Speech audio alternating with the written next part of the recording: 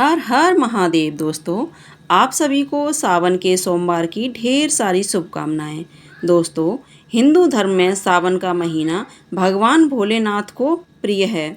सावन का महीना 11 जुलाई से शुरू होकर 9 अगस्त को समाप्त होगा। दोस्तों, सावन माह के व्रत का सबसे ज़्यादा महत्व है। अधिकांश लोग सावन सोमवार के व्रत भी रखते हैं और इस बार सावन में कुल 4 सोमवार पड़ेंगे, जिसमें से पहला सोमवार 14 जुलाई को, दूसरा सोमवार 21 जुलाई को, तीसरा सोमवार 28 जुलाई को और आखिरी सोमवार 4 अगस्त को पड़ेगा। दोस्तों, शादीशुदा महिलाओं के लिए और कुंवारी कन्याओं के लिए सावन सोमवार का व्रत बहुत ही खास महत्व रखता है। खासकर कुंवारी कन्याएं यदि सावन सोमवार का व्रत रखती हैं तो उन्हें मन चाहे वर की प्राप्ति होती है। वहीं सुहागन महिलाओं को सावन सोमवार का व्रत रखने से अखंड सौभाग्य की प्राप्ति होती है। उनके पति की दीर्घायु और खूब तरक्की भी होती है। शास्त्रों में सावन को काफ़ी शुभ और कामनाओं की सिद्धि करने वाला महीना माना गया है, जिसमें से सावन सोमवार का अपना ही खास महत्व है।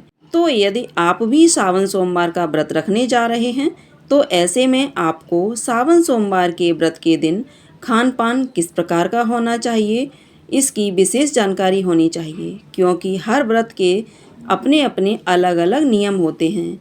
तो आज मैं आपको इस वीडियो में यह बताऊंगी कि सावन सोमवार के व्रत में आपको क्या खाना चाहिए और क्या नहीं खाना चाहिए, क्योंकि ऐसी बहुत सी चीज़ें हैं जिनको खाने से आपका व्रत जाने अनजाने में खंडित हो जाता है। साथ ही आपके कुछ सवालों के जवाब भी दूंगी, जैसे कि सावन सोमवार का व्रत आपको निर्जला रखना चाहिए या फिर फलाहार करके, व्रत में आपको कितनी बार खाना चाहिए, इसके अलावा सावन सोमवार का व्रत आपको मीठा रखना है या नमक भी इस व्रत में खा सकते हैं। यह सवाल भी कई लोगों ने पूछा है, तो इस वीडियो में आपको इन सभी विषयों की संपूर्ण जानकारी मिलेगी। लेकिन वीडियो शुरू करने से पहले आपसे रिक्वेस्ट है कि वीडियो आपको थोड़ा सा भी अच्छा लगे तो कृपया एक लाइक अवश्य करिएगा और व्रत की सफलता और मनोकामना पूर्ति के लिए कमेंट बॉक्स में हर हर महादेव जरूर लिखिएगा। चलिए बात करते हैं सावन सोमवार के व्रत में खान पान की। दोस्तों, सावन का महीना बहुत ही पवित्र महीना है और ज़्यादातर घरों में सावन सोमवार का व्रत भी रखा जाता है। ऐसे में आपको सावन सोमवार के व्रत की खान पान की जानकारी होना बहुत ही ज़रूरी है। तो सबसे पहले हम जानते हैं कि सावन सोमवार का व्रत आपको निर्जला रखना चाहिए या फिर फलाहार करके भी इस व्रत को रखा जा सकता है। तो मैं आपको बता दूं कि बहुत से लोग इस व्रत को निर्जला रखते हैं। जो लोग इस व्रत को निर्जला रखना चाहते हैं तो वह इस व्रत को निर्जल धारण कर सकते हैं, अन्यथा इस व्रत को आप फलाहार करके भी पूर्ण कर सकते हैं। दोस्तों, सावन सोमवार व्रत में एक बार अनाज का मीठा भोजन भी किया जा सकता है। कुछ लोग सावन सोमवार के व्रत में एक समय यानी शाम को मीठा भोजन कर लेते हैं। तो अगर आप एक टाइम मीठा भोजन कर रहे हैं तो आप शाम के समय खीर पूरी या दही पराठा या मीठी पूरी या मीठा पराठा बनाकर खा सकते हैं। लेकिन वहीं कुछ लोग पूरे दिन का फलाहारी व्रत धारण करके अगले दिन सुबह व्रत खोलते हैं, या कुछ लोग दिन भर निर्जला उपवास रखकर शाम को एक टाइम फलाहारी भोजन करते हैं या एक टाइम एक अनाज का मीठा भोजन करते हैं। तो यह व्रती के ऊपर डिपेंड करता है कि वह सावन सोमवार का व्रत किस प्रकार करना चाहता है, क्योंकि हर व्यक्ति की शारीरिक क्षमता अलग अलग होती है। तो आप जिस तरह से इस व्रत को धारण कर सकते हैं तो आप इस तरह से व्रत को उठाएं। और अब हम जानते हैं कि सावन सोमवार का व्रत आपको मीठा रखना चाहिए या नमक भी इस व्रत में खाया जा सकता है। तो मैं आपको बता दूं कि सावन सोमवार का व्रत मीठा ही रखना चाहिए। इसमें नमक का सेवन पूर्णतः वर्जित है।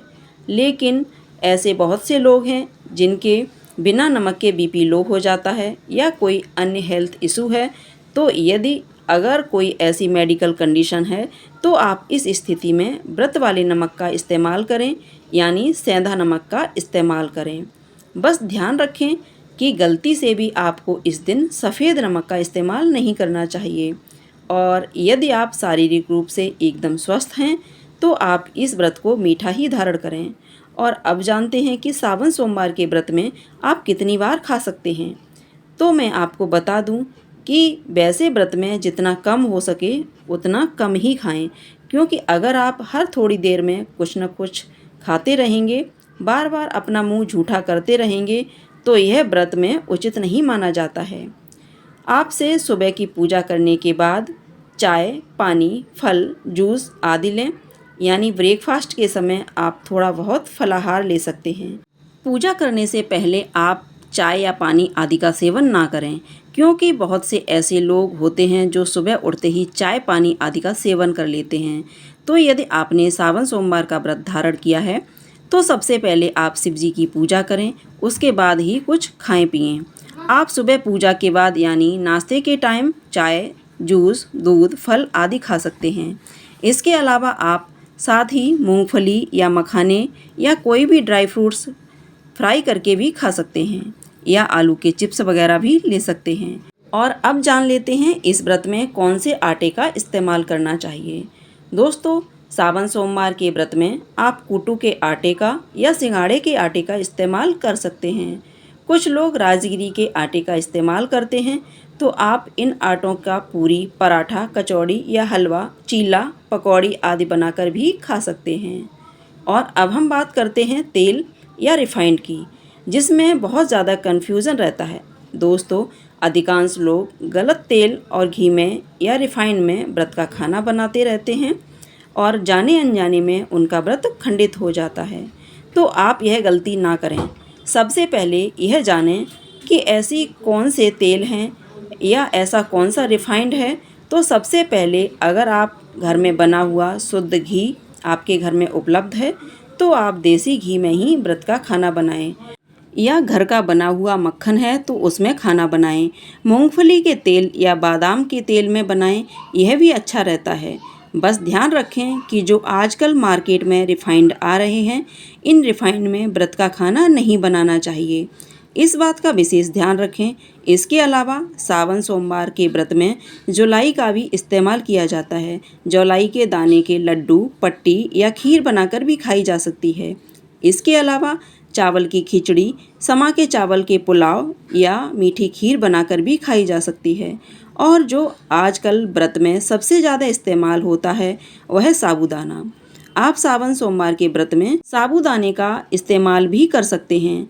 आप इसमें साबूदाने की खिचड़ी, साबूदाने की टिक्की, साबूदाने की खीर आदि बनाकर खा सकते हैं, या जो लोग साबूदाना का बड़ा आदि बना लेते हैं तो वह भी बना सकते हैं।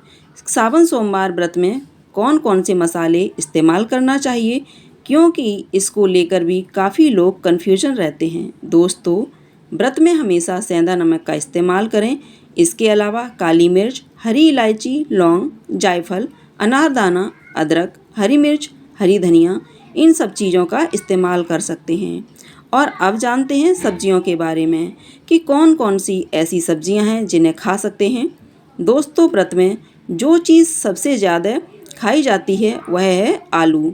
आलू की खीर, सूखी आलू फ्राई करके, जीरा आलू, दही आलू, टमाटर आलू की सब्ज़ी बनाकर भी खाई जाती है। इसके अलावा कद्दू खाया जाता है, अरबी खाई जाती है, जिमीकंद, खीरा, ककड़ी, टमाटर आदि खाया जा सकता है। और अब बात करते हैं फल की। तो आप कोई भी मौसमी फल जैसे केला, संतरा, पपीता, तरबूज, खरबूज या आम आदि भी खा सकते हैं। व्रत में ज़्यादा खट्टे फलों का सेवन ना करें। दोस्तों, व्रत में ज़्यादा तला हुआ नहीं खाना चाहिए। गेहूँ, चावल, मैदा, बेसन, सूजी, कॉर्नफ्लोर, मटर की फली, आइसक्रीम, हल्दी, मेथी दाना, खटाई, गरम मसाला या धनिया पाउडर आदि का भी इस्तेमाल व्रत में नहीं करना चाहिए। दोस्तों, व्रत में नींबू का इस्तेमाल भी ना करें।